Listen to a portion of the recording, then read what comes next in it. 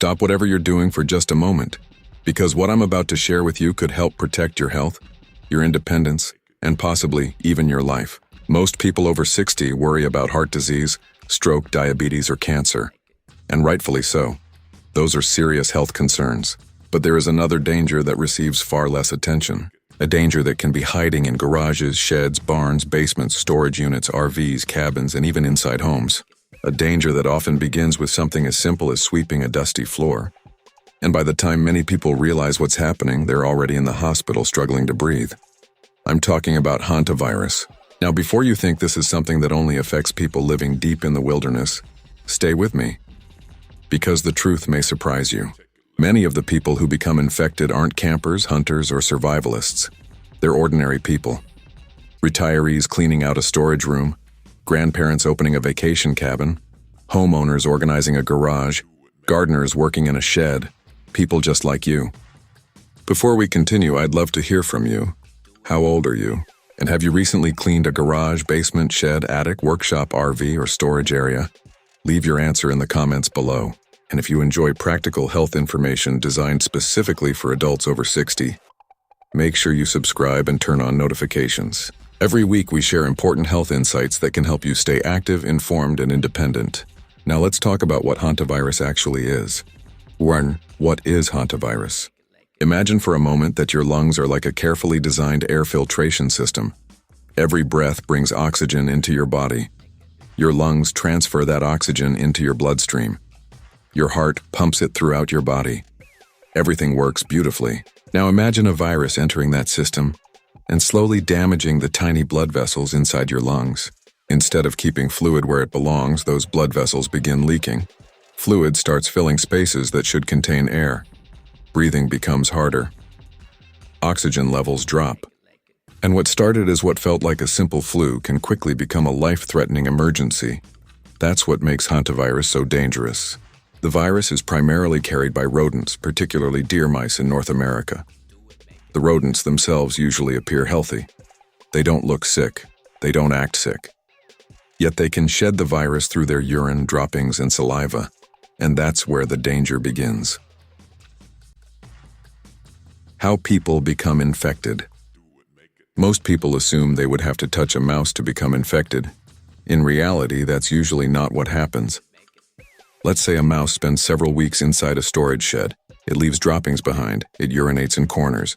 It builds a nest behind boxes. Months pass.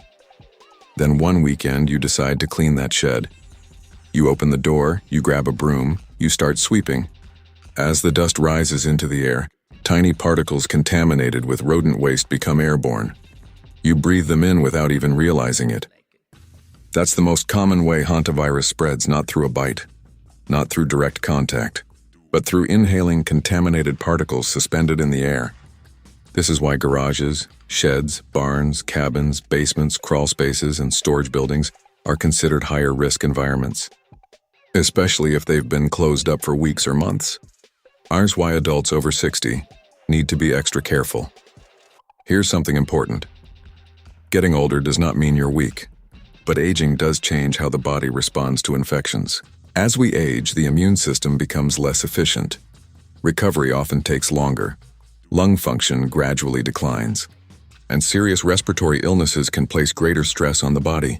That's one reason adults over 60 are more likely to experience severe complications when infections affect the lungs. The issue isn't simply the virus itself.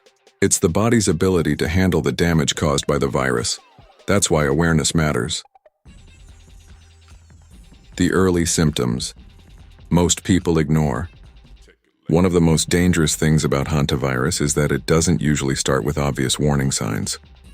In the beginning, it often looks exactly like the flu. You may develop fever, fatigue, chills, headaches, muscle aches, back pain, thigh pain, nausea, general weakness. Most people assume they picked up a seasonal virus. Some think they're simply exhausted. Others assume it's a cold. But then something changes. Breathing becomes difficult.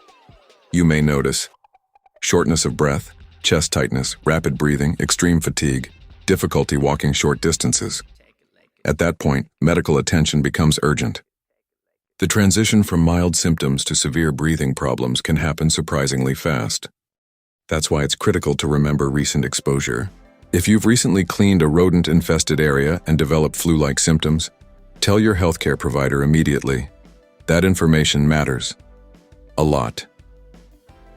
A real-life example.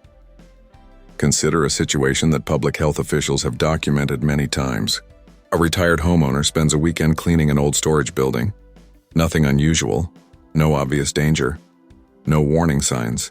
A few weeks later, he develops fever and body aches. He assumes it's a bad cold. 2 days later, he's struggling to breathe. By the time he reaches the hospital, he's critically ill. Stories like this are exactly why awareness matters. The goal isn't fear, the goal is recognition, because recognizing a potential exposure early can make an enormous difference. These are the 5 most important ways to protect yourself. Let's talk about prevention, because this is where you have real control. Number 5. Inspect before you clean. Before touching anything, look carefully. Check for droppings, nests, shredded paper, signs of rodents, unusual odors. Never rush into cleaning an enclosed space that's been sitting unused. Take a moment to assess the situation first. Number 4. Ventilate the area. Open doors and windows. Allow fresh air to circulate. Leave the area for at least 30 minutes if possible. Fresh air helps reduce the concentration of potentially contaminated particles. This simple step can significantly reduce risk. Number 3. Wear proper protection. If rodent activity is present, wear disposable gloves, a properly fitted N95 respirator. Many people underestimate the importance of respiratory protection. Remember, inhalation is the primary route of infection. Protecting your lungs is essential. Number 2. Never sweep or vacuum rodent droppings. This is one of the biggest mistakes people make. Sweeping or vacuuming can send contaminated particles directly into the air. Instead, spray the area with disinfectant. Let it soak for several minutes. Then carefully wipe up the material using disposable towels. Place everything into sealed bags for disposal. It's slower, but it's much safer. Number 1. Take symptoms seriously. This is the most important point of all. If you develop flu-like symptoms after possible rodent exposure, do not ignore them. Don't assume it's just a cold. Don't wait for things to get worse. Seek medical attention promptly and mention the exposure. Many people delay because the symptoms initially seem mild.